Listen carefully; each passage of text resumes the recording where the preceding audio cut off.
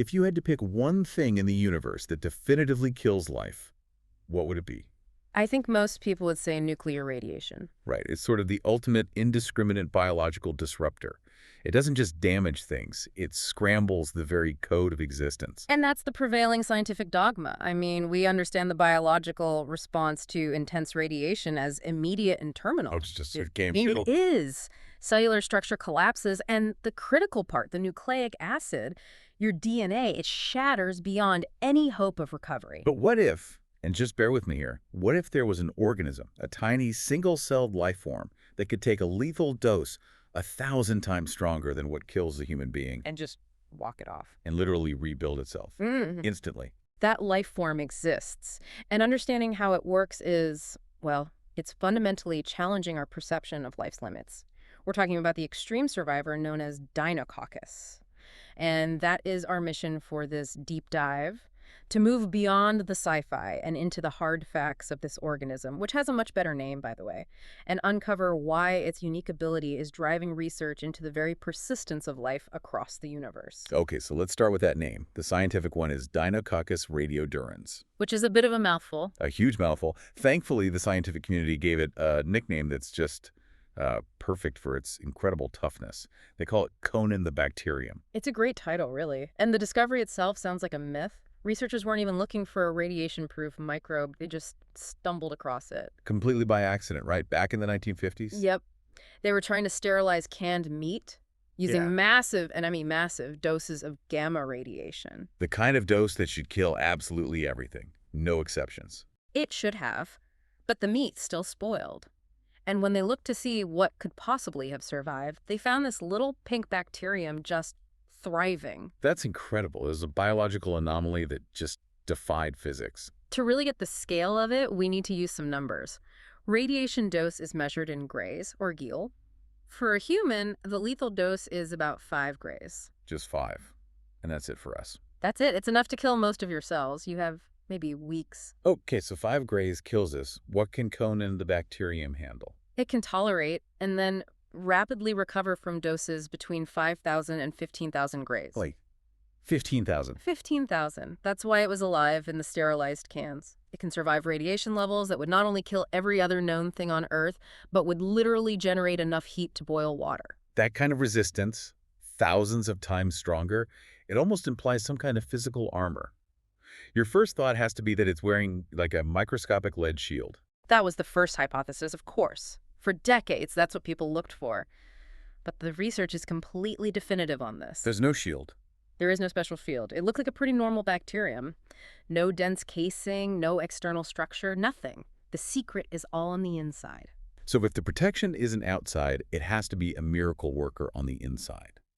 This is where we get into some really astonishing biology. Let's dig into the damage itself. Radiation shatters DNA. Why is that the final nail in the coffin for a normal cell? Well, the radiation creates these highly reactive molecules called free radicals. Like tiny supercharged chemical bombs. That's a perfect way to put it. And these bombs shear the bonds in the DNA backbone. They cause what are called double-strand breaks. And a single-strand break, that's manageable. Our cells fix those all the time. But a double-strand break? That's different. It's catastrophic. The entire helix is severed. The DNA fragments into pieces. And for a human cell, if you get too many of those, the cell just gives up.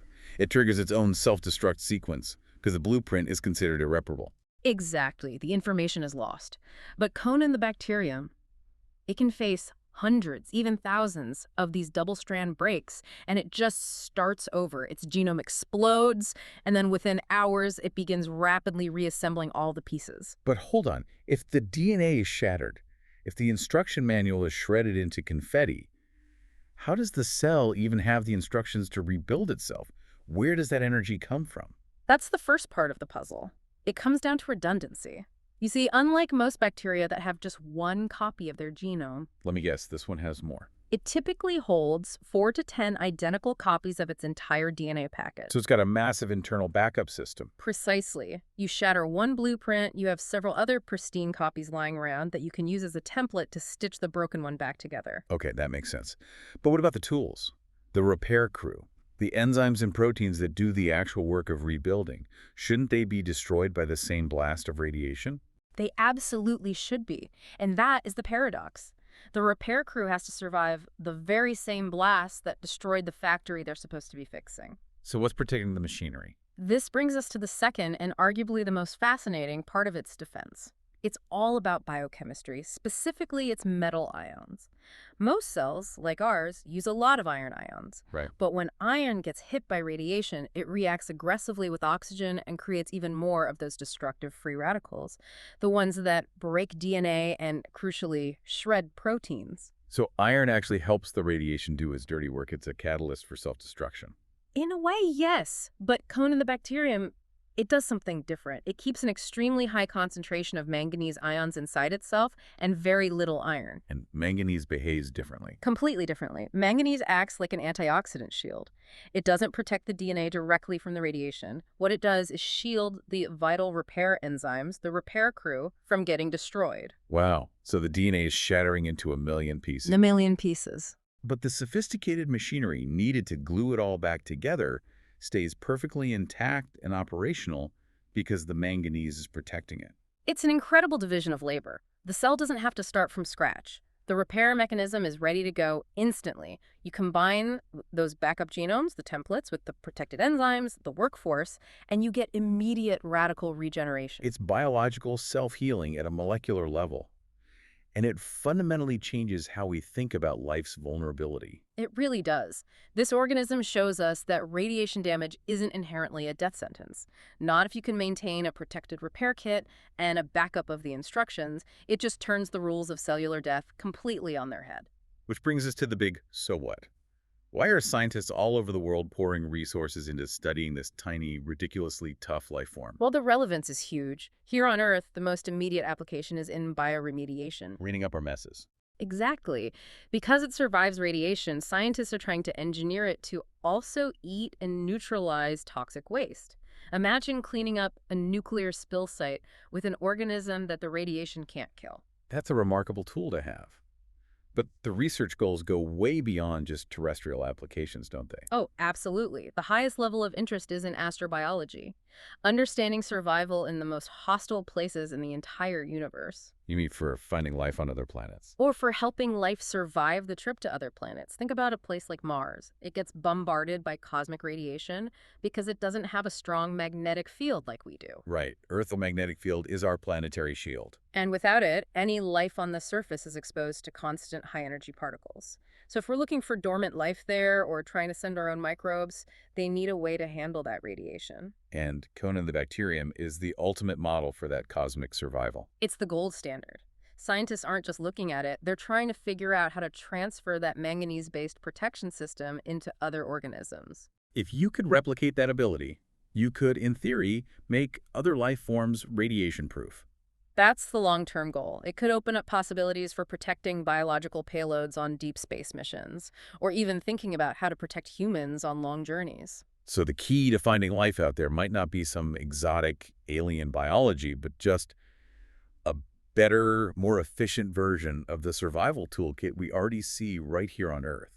It turns the search for extraterrestrial life inward, in a way. It focuses us on the fundamental toughness that's possible within the biological operating system we already know. This deep dive has really been a journey into the extremes of biology. We started with Deinococcus, or Conan the Bacterium.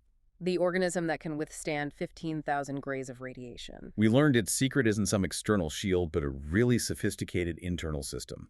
It uses multiple backup copies of his genome. And, critically, that protective shield of manganese ions that keeps the repair crew safe while the instruction manual is being shredded to pieces. And that allows for instant, total DNA reassembly, redefining what we thought was permanent lethal damage. It's a biological blueprint for maximum resilience, with applications from cleaning up nuclear waste to, modeling how life could persist across the entire cosmos. So we'll leave you with a final thought to consider. If an ancient single-celled life form here on Earth already possesses the built-in mechanism to overcome total atomic shattering, to instantly rebuild its own blueprint, what does that imply about the sheer resilience of life that might have evolved under even harsher cosmic conditions? Is biological life at its core designed to be practically indestructible? And what other secrets of ultimate survival are just waiting to be discovered in the microbes we haven't even bothered to look at yet?